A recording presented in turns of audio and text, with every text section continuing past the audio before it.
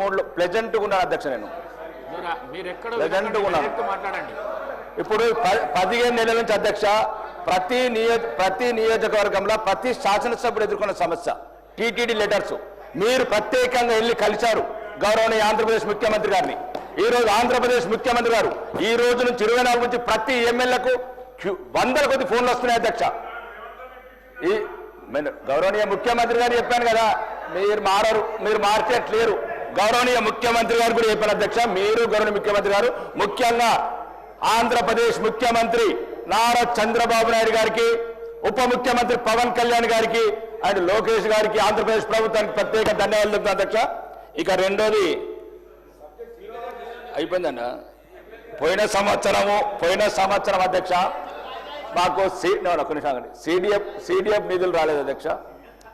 ఈ సంవత్సరం ఇస్తారా ఇయ్యరా ఒకటి. మూడోది మా ఆర్మూరు ఇక మీరు విమర్శించుకుంటేందుకేమో గంటలు వేసుకుంటారు. మీరు ఇంత తిన్నారు, మీరు అంత తిన్నారు. ఒక 4 నిమిషాలు ప్రజల గురించి మాట్లాడితే ఇంత నొప్పి ఎందుకు అవుతుంది? మీరు లక్షల కోట్లు అప్పు చేశారు మీరు అంటారు, మీరేం ఇప్పుడు గంటల కొద్ది పోతారు. నేనేమన్నా అధ్యక్ష ఇప్పుడు ఒకటి అధ్యక్ష, నేను గౌరవనీయ ముఖ్యమంత్రి గారు మీ ద్వారా చెప్తాను అధ్యక్ష. నాకు మొన్న ఆంధ్రజ్యోతిలో వచ్చింది, అడుక్కుంటారు ఎందుకు లెటర్లు అంటున్నారు అధ్యక్ష. మీరు వెళ్ళి కలిశారు, ముఖ్యమంత్రి గారు వెళ్ళి లెటర్ రాశారు. మళ్ళీ నేను ఒక సమావేశంలో మన దగ్గర వైట్ ఈడ్ ఉంది, ఎందుకు టీడీ లెటర్ అడుక్కోవడం అంటున్నాడు. ఒకటి అధ్యక్ష, ఇది రాష్ట్రాల మధ్య ఒరిస్సా వాళ్ళు మన యాదాద్రి గుట్ట కత్తున్నారు, వేములవాడ వెంకటేశ్వర స్వామి దగ్గర, వేములవాడ రాజరాజేశ్వర స్వామి దగ్గర కత్తున్నారు. ఈ ధర్మము ఈ మతం ఒకరికి సంబంధించింది కాదు అధ్యక్ష. ఈ రాష్ట్ర వాళ్ళు ఆ రాష్ట్రం పోతారు, ఆ రాష్ట్రం ఒకటి. దయచేసి ఇట్లా అన్నారు అనుకో, మళ్ళీ కారం పోసినట్లకు ఎందుకు ఇచ్చిన లెటర్లని ఇట్లా దయచేసి ఇట్లాంటి మాటలు మాట్లాడకూడదు. ముఖ్యంగా ఇక 15 నెలలు అయింది అధ్యక్ష. దయచేసి గౌరవనీయ ముఖ్యమంత్రి గారు, మంత్రులు ఆ పదం పనిచేయండి అధ్యక్ష. అప్పులు అప్పులు అప్పులు అప్పులు ప్రజలకు అర్థమైపోయింది అధ్యక్ష, రాష్ట్రం అప్పుల పాలైపోయిందని. ప్రతిరోజు ఏ మంత్రి ఏ సమావేశంలో ఉన్నా నిరుత్సాహపడుతున్నారు రాష్ట్ర ప్రజలు. చాలామందికి అర్థమైపోయింది ఇప్పట్లో కొన్ని రావు. మీరు రోజు చెప్పే అవసరం లేదు ప్రజలందరికీ. ఇప్పుడు ఏదో నారాయణ చైతన్య గారు నెంబర్ 1 రోజు అదేనా అధ్యక్ష? అయిపోయింది, అందరికి అర్థమైంది 8 లక్షల కోట్ల అప్పు ఉంది. ఇప్పట్లో మేము వీళ్ళు చెప్పిన ఏం వచ్చేటట్లేదన్నారు సార్, అర్థమైంది. కానీ దయచేసి రోజు మీరు అట్లా ఉంటే పెట్టుబడిదారులు రారు, ఇండస్ట్రీస్ రారు, ఒక రియల్ ఎస్టేట్ ఇన్వెస్ట్ చేయరు అధ్యక్ష. ఇది కూడా ఆలోచించండి, 2 వైపులు ఆలోచించండి. అప్ప ఒక్క రోజులో తీరేది కాదు అధ్యక్ష. అది ఉన్నది అప్పు ఒక్క రోజు తీరేది కాదు. తర్వాత ఎట్లనో తీసి తీర్దాము, లేకపోతే ఏమైనా ఉంటే భూములు అమ్మేద్దాం. అది 400 ఎకరాలు పెట్టి ఇంకో 4000 ఎకరాలు అమ్మేద్దాం, అయిపోతుంది. ఇష్యూ అది కాదు అధ్యక్ష. నేను ఒకటి అధ్యక్ష, నా సమస్య ప్రోటోకాల్ అధ్యక్ష మీ దృష్టికి తీసుకొచ్చాను. గౌరవనీయ మంత్రి గారు, మా ఇన్ఛార్జ్ మంత్రి గారు దృష్టికి తీసుకొచ్చాను అధ్యక్ష. కలెక్టర్ కూడా ఫోన్ చేశారు, గౌరవనీయ మినిస్టర్ గారు. వాళ్ళు ఏమంటారు అధ్యక్ష, అధికారులు మేము పోకున్నా కానీ కొబ్బరికాయ కొడుతున్నారు, ఫౌండేషన్ టోన్ ఎత్తున్నారు. అధికారులు మేము పోకుండా వేస్తున్నారు అంటున్నారు. నేను అడిగాను అధికారులను, మీరు పోకుంటే ఎట్లా వేస్తారు అంటే వాళ్ళు ఏమంటారు అధ్యక్ష, 2-3 సార్లు ఓడిపోయిండు పాపం, 2-3 సార్లు ఓడిపోయిండు, ఇంటికి వెళ్ళి ఫోన్ చేస్తున్నారు. ఒక్క నిమిషం అధ్యక్ష, ఇది నా ఐడెంటిటీకి సంబంధించింది అధ్యక్ష. నా కోటేసి గెలిపించారు అధ్యక్ష. రోడ్లు అన్ని అతనే, ఒక ప్రభుత్వ కార్యక్రమాలు అతనే నిర్వర్తిస్తుంటే గౌరవనీయ మంత్రి గారు, ఇన్ఛార్జ్ మంత్రి గారు ఫోన్ చేశారు కలెక్టర్కు ఇది జరగకూడదని. కానీ కలెక్టర్ గారు ఏమంటున్నారు, సార్ మేము అధికారులు పోకుండా చేస్తున్నారు అంటున్నారు. అట్లనప్పుడు పిచ్చాసుపత్రులు వేయండి. మీరు ప్రభుత్వ అధికారులు లేరు, మంత్రి గారు కలెక్టర్ గారు లేపినప్పుడు ఒకరే అధ్యక్ష ఎర్రగడ్డల హాస్పిటల్ ఉంది వేయండి. కాదు 294 మందికి సరిపడా సీట్లు ఉన్నాయి, ఓడిపోయిన వాళ్ళందరినీ కూడా కూర్చొని పెట్టండి. అధ్యక్ష నేనేం చెప్తున్నాను, ఇప్పుడు గౌరవనీయ మంత్రి గారు చెప్తున్నారు. ఒక నిమిషం ఆగండి అన్న, శంకరన్న, నేనేమంటున్నా అందరి గురించి చెప్తాను అధ్యక్ష. ఇది ఒకటి ముఖ్యంగా నా ఆర్మూర్కి అధ్యక్ష, ఉత్తర తెలంగాణలో ఒకటే స్పెషల్ ఎకనామిక్ జోన్ ఉన్నది అధ్యక్ష. ఒకటే నేను చెప్పింది అధ్యక్ష, నేను బతిమిలాడుతున్నాను అధ్యక్ష. మాకు కూడా రక్తం మరుగుతున్నది అధ్యక్ష. ముఖ్యమంత్రికి మరగదు, మాకు రక్తం మరగదా? మేము ఊపుకునే రాలేదు ఇక్కడికి, మేము కూడా అడవులకి వచ్చినాం, ఊపుకునే రాలేదు. కూర్చున్న సీటు ముఖ్యమంత్రి గారికి ఒక్కడికి రాలేదు, ముఖ్యమంత్రికి ఒక్కడికి రాలేదు, ఊకొని ఎక్కువ. నేను మాట్లాడుతున్నాం ఐడెంటి గురించి. నేనేమో అధ్యక్ష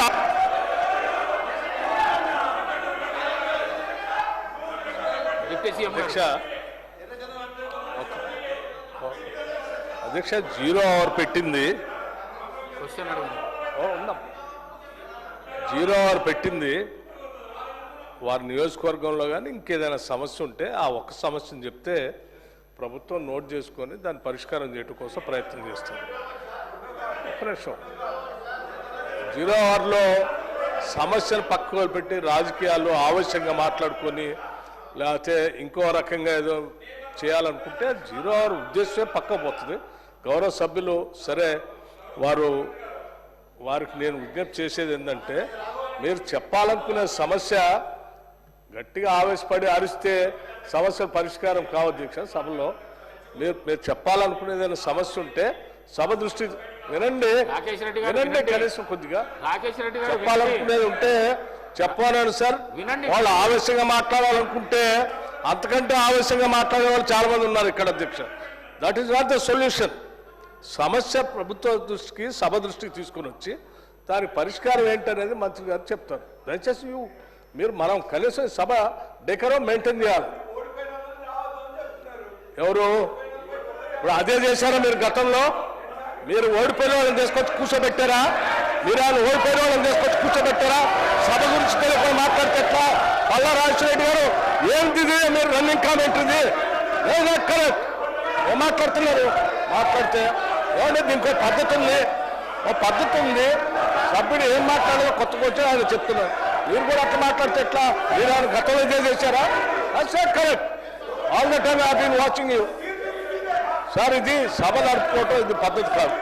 సభ ఉన్నతనాన్ని గౌరవాన్ని కూడా కాపాడుకోవాలి. మైక్ దొరికింది ఏదైనా ఆవేశపై మాట్లాడి రన్నింగ్ కామెంటరీ చేసుకుంటూ కూర్చుంటే that is not correct. Let us debate it seriously. చెప్పని సమస్యలు చెప్పనండి. సభ్యులు ఆయన సమస్య ఏం చెప్తారో చెప్పండి. మంత్రులు రాసుకుంటారు, నోట్ చేసుకుంటారు, చేస్తారు. ఎగతాళి మాట్లాడుకోవడానికి కాదు వచ్చింది. కూర్చోండి. పల్లా రాజేశ్వరరెడ్డి గారు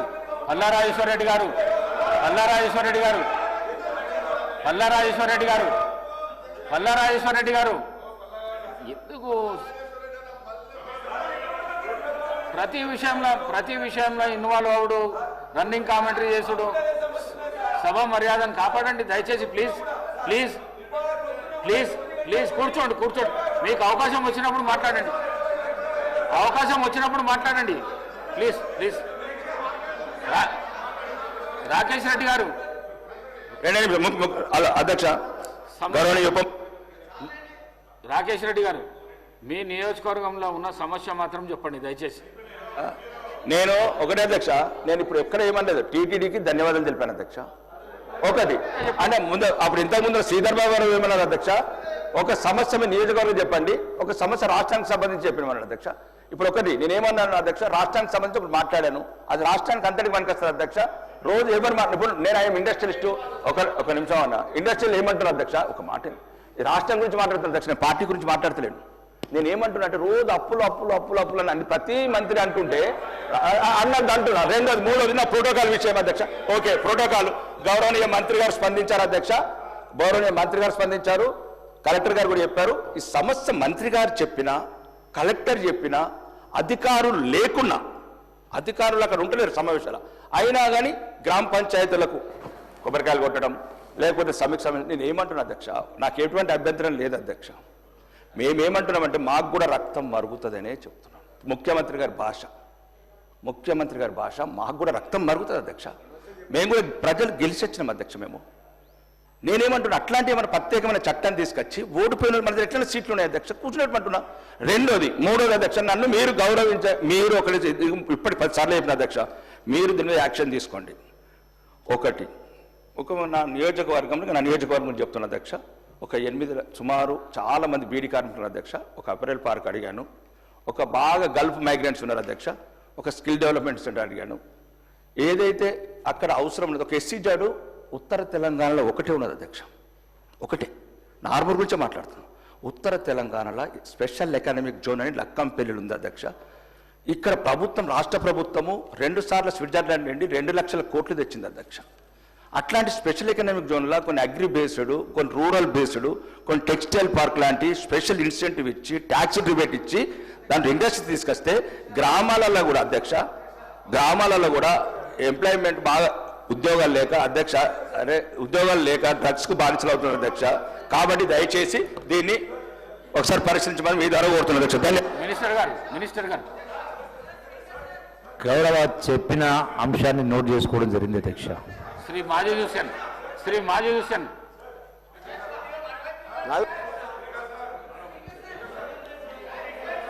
स्पीकर साहब शुक्रिया।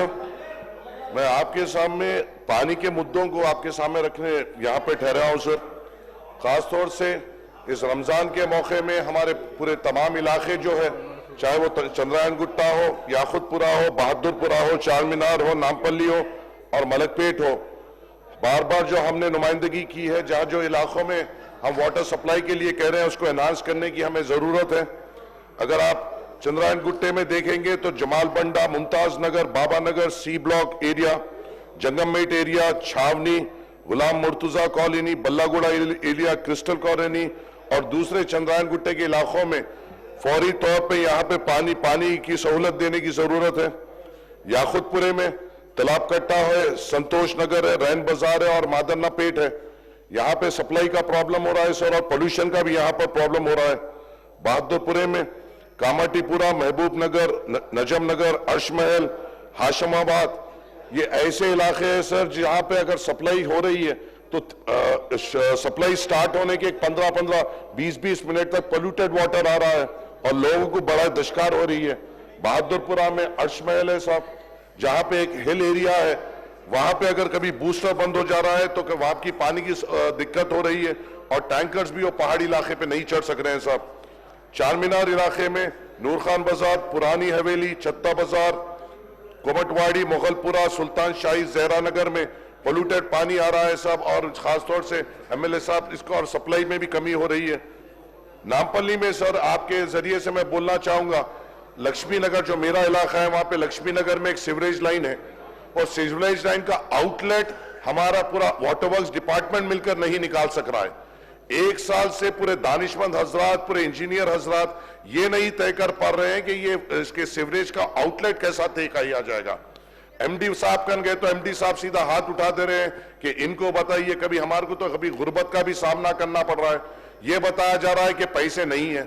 हम जाके क्या आवाम को यही जवाब दें कि पैसे नहीं है? हमें काम से मतलब है और हमें काम कराना है साहब। आपके जरिए से वो एक बात रखना चाह रहा हूं, एक आखिरी बस ये है साहब कि इन वाटर सप्लाइयों को 20 साल पहले जो हमारे इलाकों में जो कैपेसिटी तय हुई थी, अभी भी वही कैपेसिटी तय है। पानी को बढ़ाने की जरूरत है, सर्वे करने की जरूरत है और पॉपुलेशन के हिसाब से रिजर्वायर्स की कैपेसिटी बढ़ाने की जरूरत है। चंद्रायन गुट्टे में बालापुर, रियासत नगर, सलाला और बल्डागुड़ा रिजर्वायर को एनहांस करने की जरूरत है। याकुतपुरे में संतोष नगर और अलियाबाद रिजर्वायर को एनहांस करने की जरूरत है। बहादुरपुरे में अपना पहाड़ दरगाह 6 साल से ये रिजर्वायर पेंडिंग है सर। ऑफिसर्स आ रहे हैं, देख रहे हैं, जा रहे हैं मगर इसको सैंक्शन नहीं दे रहे। कारवान इलाके में अल्लाह बंडा, भोजागुट्टा, नामपल्ली में आसिफ नगर, एडल्स और मुगलपुरा, ये पूरा एनहांस करने की जरूरत है सर। और एक दरखास्त आपसे ये है सर, रमजान का महीना है, जब वाटर सप्लाई आ रही है वो टाइम पे ही, वो वक्त में ही पावर कट्स हो रहे हैं। हमें ये कहा गया है कि पावर कट्स नहीं हो गए सर। हमारे जो इलाके हैं वो पहाड़ी इलाके हैं और वहां पे मोटर्स की जरूरत होती है पानी खींचने के लिए और उसी जिस वक्त पावर सप्लाई हो रही है उस वक्त ही पावर कट, वाटर सप्लाई हो रही है, पावर कट हो रहा है, जिसके लिए पानी के लिए दुश्वारी हो रही है। आपके जरिए से हुकूमत से गुजारिश है कि पावर कट्स को संभालिए सर। जैसा हमारे जाफर हुसैन मिराज साहब ने कहा, कल एहतिकाफ की रात थी, पहली हमारी ताखरात थी जहां पे रात में तहज्जुद पढ़ा जाता है। हर मस्जिद में कई तादाद में लोग मसाजिद में बैठकर इबादत करते हैं। रॉयल मॉस्क में कल शाही इमाम साहब से आपसे बात कर लिए सर, कल जनरेटर माइनॉरिटी डिपार्टमेंट में हटा लिया। इतनी बड़ी रमजान की मीटिंग हमारे लिए बुलाई गई सर। वाटर सप्लाई का हमें भरोसा दिया गया, पावर कट्स नहीं हो गए इसके भरोसा दिया गया और कल पहली ताखरात में पूरे तहज्जुद गुजारों को, रोजेदारों को तकलीफ दी गई सर। कोई रोड पे, फील्ड पे मौजूद नहीं था सर। ऑफिसर्स फोन नहीं उठाते हैं। कल रात में तहज्जुद की नमाजें आधे घंटे देर से हुई कई मसाजिद में। हर मसाजिद में जो लोग रात में 10 दिन रहते हैं सर, मसाजिद में एहतिकाफ करते हैं, वो लोग को पानी और वाटर अपने पावर कट होने से पंप से पानी ऊपर नहीं चढ़ाया पड़ा, वजुओं के लिए तकलीफ हुई। गुजारिश है साहब, आखिरी 10 दिन है रमजान के, हमको सहूलत दीजिए। हमने अपनी पूरी नुमाइंदगी आप लोगों के सामने रमजान कोऑर्डिनेशन मीटिंग में की है, मगर हमें पावर कट्स और वाटर सप्लाई के इश्यूज हो रहे हैं। आपको सख्ती से इन महकमों से बात करना पड़ेगा और हमारी नुमाइंदगी पे इनको काम करने की हिदायत देनी पड़ेगी साहब। शुक्रिया।